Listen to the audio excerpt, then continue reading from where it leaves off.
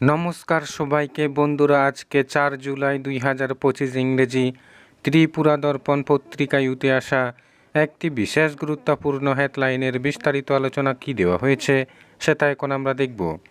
হেডলাইনটির নাম হলো মন্ত্রিসভায় মুসলিম প্রতিনিধি না থাকায় সংখ্যালঘুদের মধ্যে ক্ষোভ। এখানে বলা হচ্ছে, ত্রিপুরায় বিজেপি নেতৃত্বাধীন জোট সরকারে সংখ্যালঘু মুসলিম সম্প্রদায়ের একমাত্র বিধায়ক তোফাজ্জল হোসেনকে রাজ্য মন্ত্রিসভায় স্থান না দেওয়ায় তীব্র ক্ষোভ ছড়িয়েছে সংখ্যালঘু সমাজের মধ্যে। রাজ্যে বিজেপি জোট সরকারের এটি দ্বিতীয় মেয়াদকাল।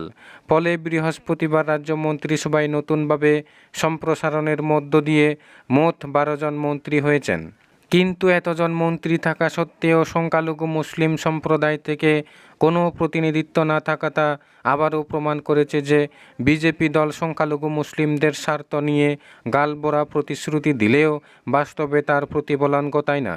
সম্প্রতি 2023 সালে বক্সনগর বিধানসভা আসনে উপনির্বাচনে বিজেপির প্রার্থী হিসেবে নির্বাচিত হন স্থানীয় নেতা তোফাজ্জল হোসেন। সেই সময় সংখ্যালঘু ভোটারদের কাছে বিজেপি প্রদেশের নেতৃত্বরা প্রতিশ্রুতি দেয় যে তোফাজ্জল জয়ী হলে তাকে রাজ্য মন্ত্রিসভায় স্থান দেওয়া হবে। তিনি সংখ্যালঘু অধ্যুষিত এলাকাগুলির উন্নয়নে কথা বলবেন এবং তাদের স্বার্থ সংশ্লিষ্ট বিভিন্ন বিষয়ে কাজ করবেন। সংখ্যালঘু মুসলিমদের শিক্ষা, কর্মসংস্থান ইত্যাদি নানা বিষয়ে উন্নয়নে তিনি বিশেষ ভূমিকা নেবেন। ফলে উপনির্বাচনে সংখ্যালঘু মুসলিম ভোটারদের মধ্যে আশার সঞ্চার হয়েছিল যে দীর্ঘদিনের বঞ্চনার অবসান হবে। ফলস্বরূপ বক্সনগর কেন্দ্র থেকে উপনির্বাচন তোফাজ্জল বিপুল ভোটে জয়ী হন, যা ত্রিপুরার ইতিহাসে বিজেপির হয়ে মুসলিম বিধায়ক জয়ের বিরল নজির।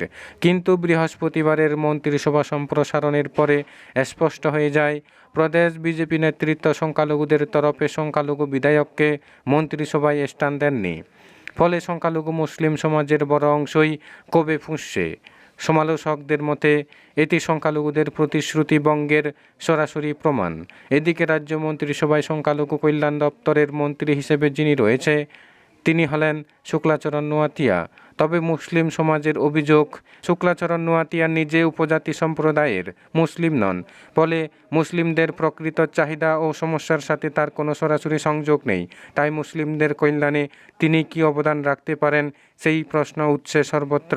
বন্ধুরা, খবর আপাতত এই পর্যন্ত। বন্ধুরা, ভিডিওটি ভালো লাগলে লাইক, শেয়ার, সাবস্ক্রাইব করে আমাদের সঙ্গে থাকুন। ধন্যবাদ সবাইকে ভিডিওটি দেখার জন্য।